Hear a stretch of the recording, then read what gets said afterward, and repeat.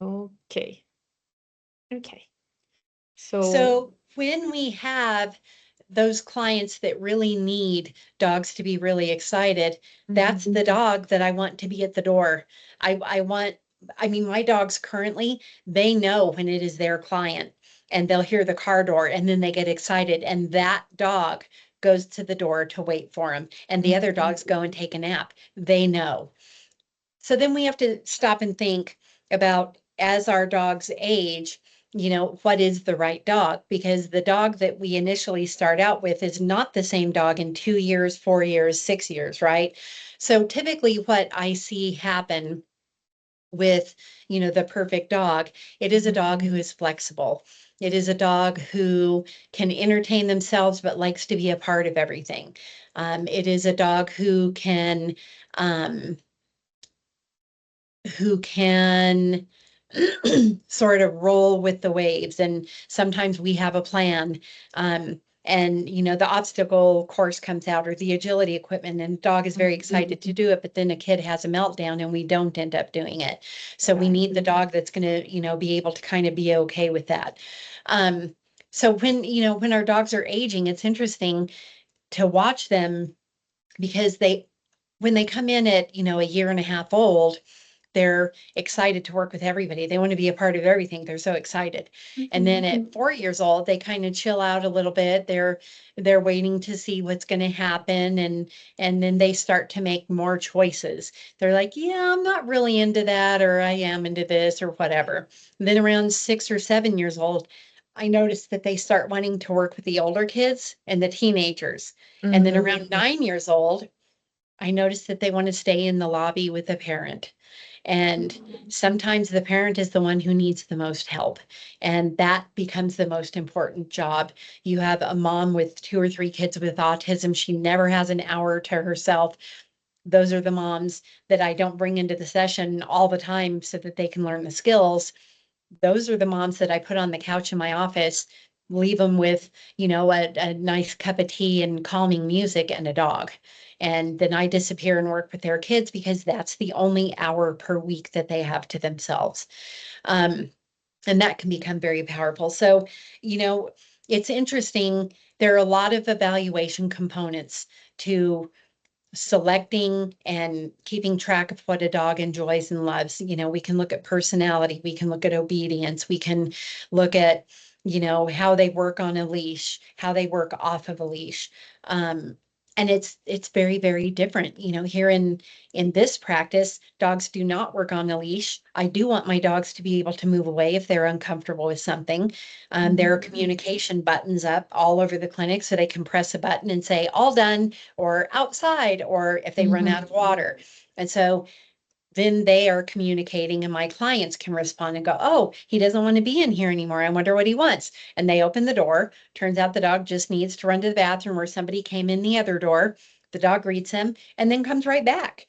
And so a lot of organizations want their dogs working on a leash. They want their dogs to be very obedient. They want this, that. I want my dogs to have a good time and I want my dogs to communicate with me and tell me what it is they need. I don't want to guess all the time. I do my best to do that.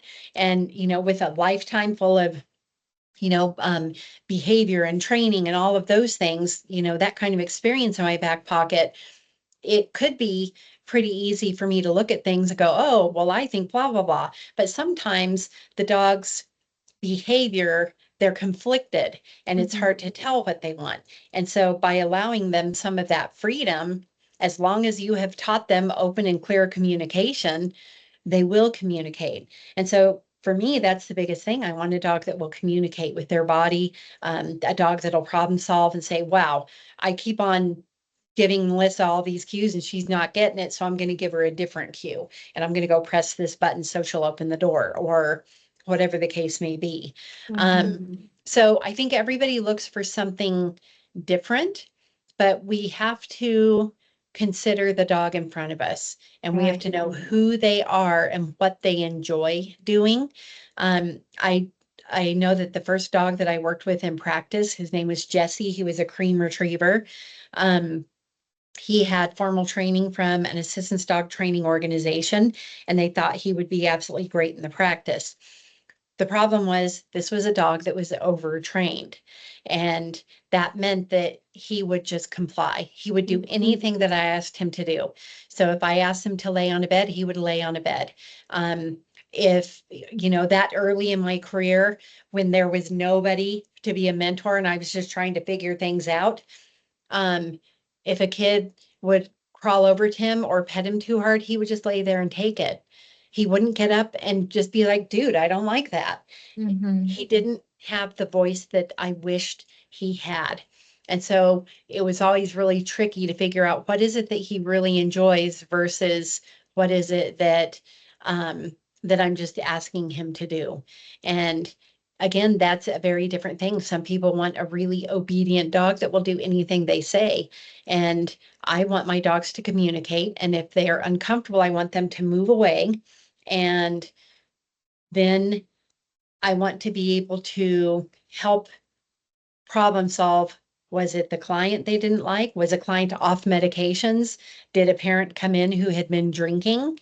Um, I've had several dogs that just cannot connect with people who have been drinking or over medicated or under medicated, and which is a really great sign. It's great information for me because they exhibited very specific behavior. And then I'm like, okay, so my treatment plan has changed a little bit now. And now we're going to go work on this more of the parenting skills. And let's talk about why you're so, you know, why you're using alcohol so much or drugs or, what do we need to do to get this under control? This isn't parenting, right? So I have always said that there is no specific dog. You have to understand what the job is that the dog is going to do. I have not met an evaluation in my lifetime that can cover all of the different skill sets that a dog can possibly have. There are a lot of really good things that give us really good information. Recently we talked about the PATA evaluation, and so we can look at personality. Well, those components of personality are really helpful because it helps you identify patterns and probabilities and things like that are going to happen. And it doesn't mean that a dog is not a good fit. It means that this dog may not be a good fit for these things, when there's surprises. Maybe this dog needs consistency, those kinds of things.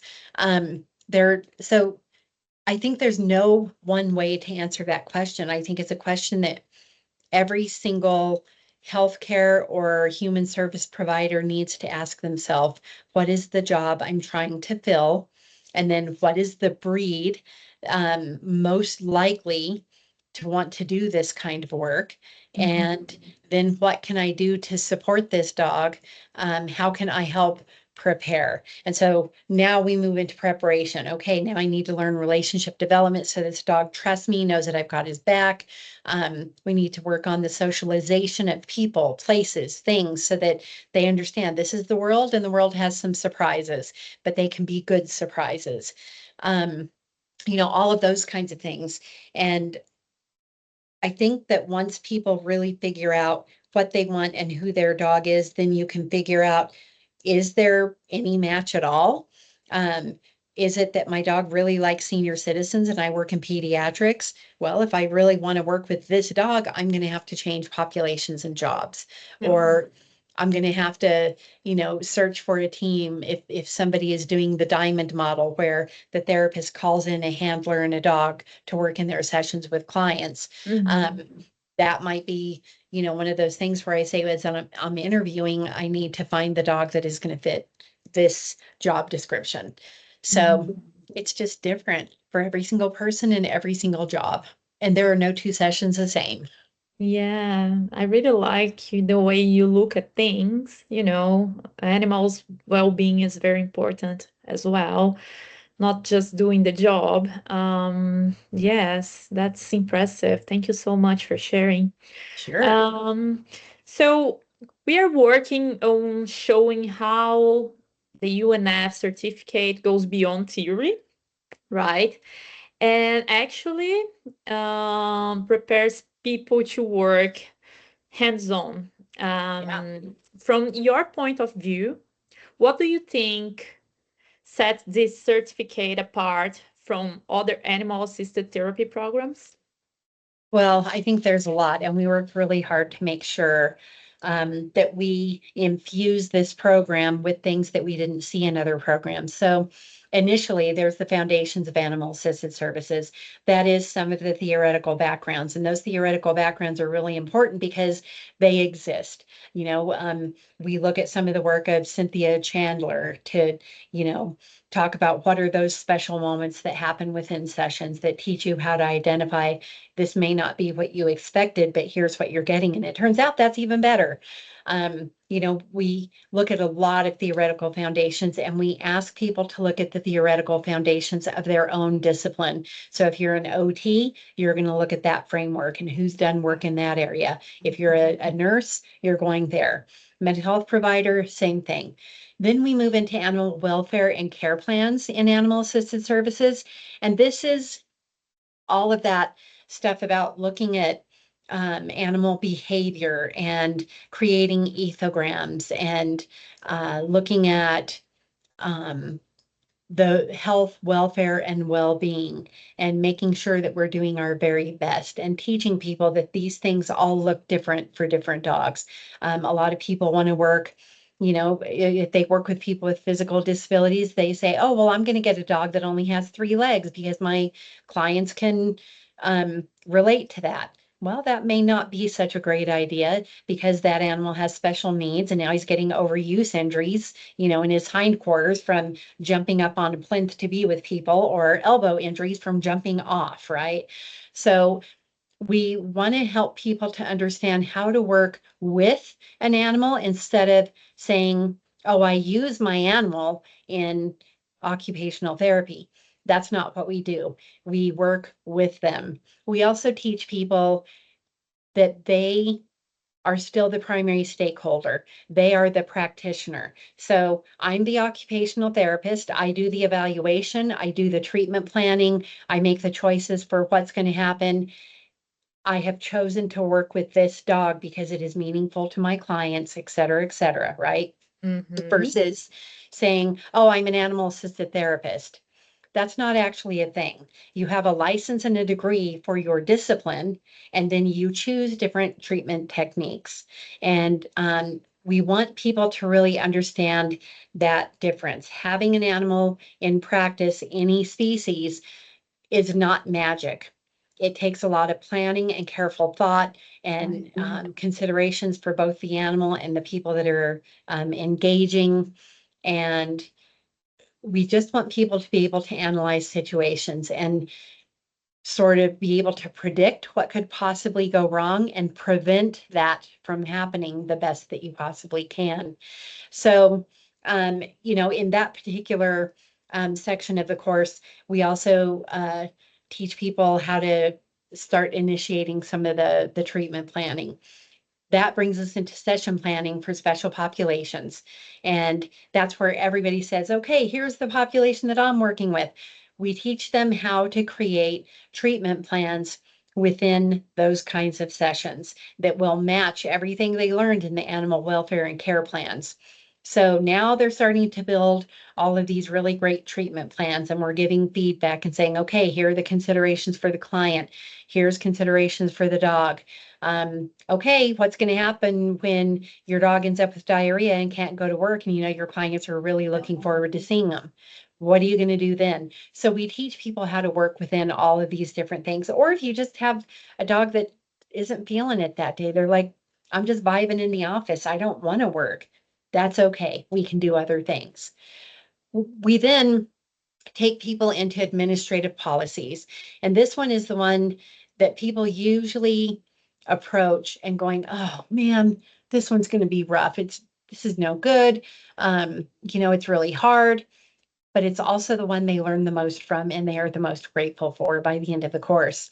So in the administrative policies, we teach people how to do um, informed consent and release forms and how to actually build a program, how to identify standards of practice and competencies that will work within their practice setting. how to identify specifically the different kinds of insurance that you need, because professional liability is not going to cover any kind of animal assisted treatment or education, or even, support programs. You need additional insurances, and you need to be able to name specific things like bodily injury. Dog forbid your dog, a car backfires and the dog, gets startled. Because it was right out the window, and you've got a kid with cerebral palsy and they have a Moro reflex and they tighten up, but they've got a fistful of your dog's fur and they can't let go of your dog. And now the mom is screaming and worried, and the dog is, upset and turns around and bites him because this kid has their fur and can't let go. Uh-huh. That is a very unfortunate accident, but it is one that could very easily happen. And the best dog in the world, this can happen to. So what do Mhm. you do in these specific situations? So again, it's a lot of predicting and preventing, and setting yourself up for success, making sure that everybody understands what's going on, whether it's zoonotic risk factors, which are cooties that can be transmitted between humans and animals, or even things that animals can carry that humans transmit to other humans. So we talk a lot about all of that. And then the really big fun part is the capstone project. And this is the one where they are going to build their ideal program. Everything from administrative policies to treatment plans or session plans or education plans, whatever the case may be.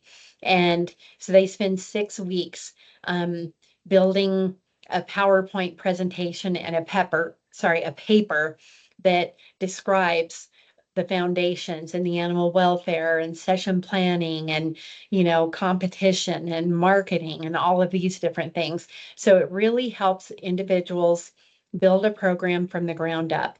And what we're most proud of is that these components are all very necessary.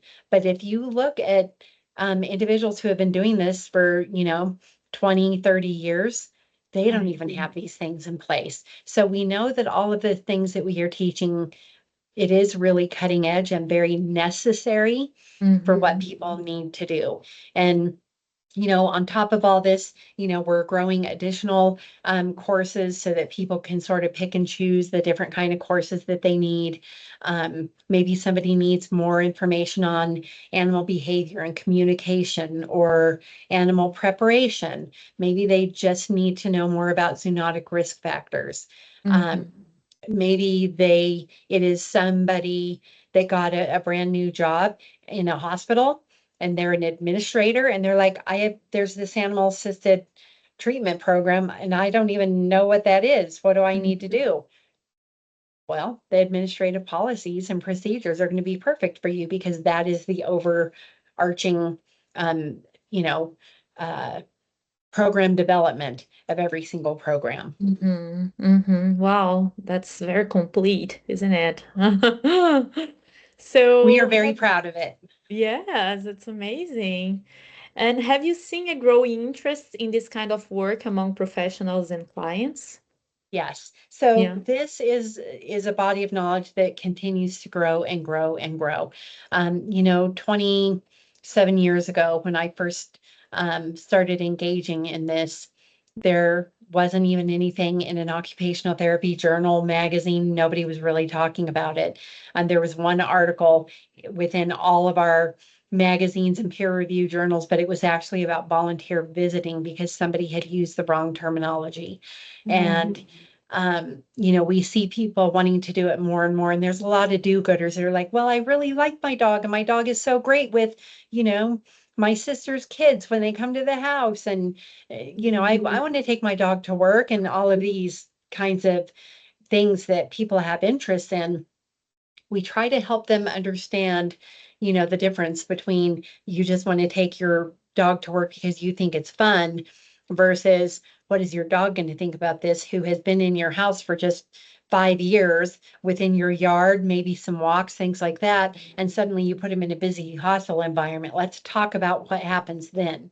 Um, Versus, okay, well, I just graduated college and I'm ready to get a puppy and I'm ready to go and do this. Where do I start? Well, let's start by getting you, an internship or find a rotation or somebody to volunteer with so you can see what this really looks like. Um, so helping people find the resources that match their needs. Mhm. Sometimes we have people that have really great dogs that are totally appropriate, but they need supervision and mentoring. Okay, well, so let's see if we can find you a mentor that you can Zoom with, once a week or once every 2 weeks, and um, make sure that everything is going okay and that you can get your questions answered, those kinds of things. Okay. So it is a growing field. Um, and from the client's perspective and other healthcare professionals, most of the people that come to Dogwood, my practice, they are referrals from um, psychiatrists, primary care physicians, mental health providers, other therapy clinics, because these individuals are very interested in dogs and they have not done well in other practices. And they feel like this might be very motivating for them. Mhm. In other cases, I have veterans who come in and they would like to gain more skills with their dog, whether it's emotional support or a full on psychiatric support dog. And so those are some of the areas that it's moving into where a lot of healthcare practitioners are also becoming certified professional dog trainers or gaining more information on behavior so that then they can, help unify that household so that, the therapeutic value continues to happen outside of a session. So Right. there's a lot of growing interest. Take a look at the Yeah. media. Wow. Well, amazing, right? Um, and all this conversation has been great. Thank you so much for sharing your insights. Of course. And then there is one more question. Sure. Is there anything you would want for the new practitioner? I can't pronounce this word, practitioners. Practitioner. Practitioners, that's it. To know before bringing animals into their sessions. Like, is there I anything think you would the want them? single biggest thing is continuing education because you don't know what you don't know until you see it, right? So, in order for any practitioner, whether you're an educational provider or a healthcare provider, you have to have continuing education in a specialty practice in order to do that. Animal assisted education and animal assisted treatment are specialty practices, and you are required to have continuing education before you are offering this kind of a service. And, different people need different kinds of continuing education. So, I would say make sure you know what is required from your state board for complementary practices or alternative practices, things like that, and the kind of training that is expected, and then get that continuing education. Try to find a mentor who can give you a little bit of supervision as you begin this kind of a journey. And for those practitioners that have already been doing this 10 or 15 years, there's always something new to learn, whether it is about the animals that you work with, or if it's about policies and procedures, or even making better treatment plans. There is something for everybody to learn. That's amazing. Thank you so much. That You're was it. welcome. Thanks for having me. Thank you. I'll stop just sharing, just recording here.